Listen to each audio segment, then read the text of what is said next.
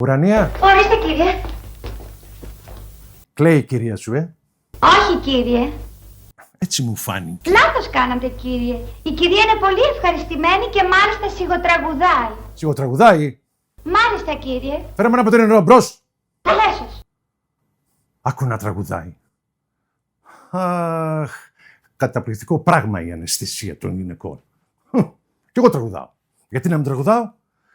Θα ζήσω ελεύθερο πουλί κι όχι κορόιδο στο κλουβί και από κανάρα σε κανάρα θα πετάω.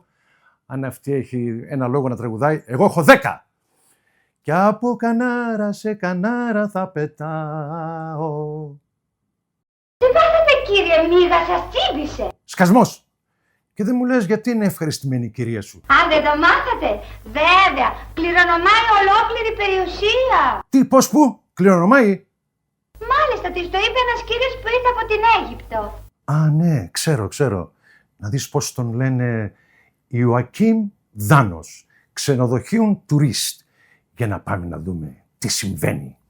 Κι από κανάρα σε κανάρα θα πετάω.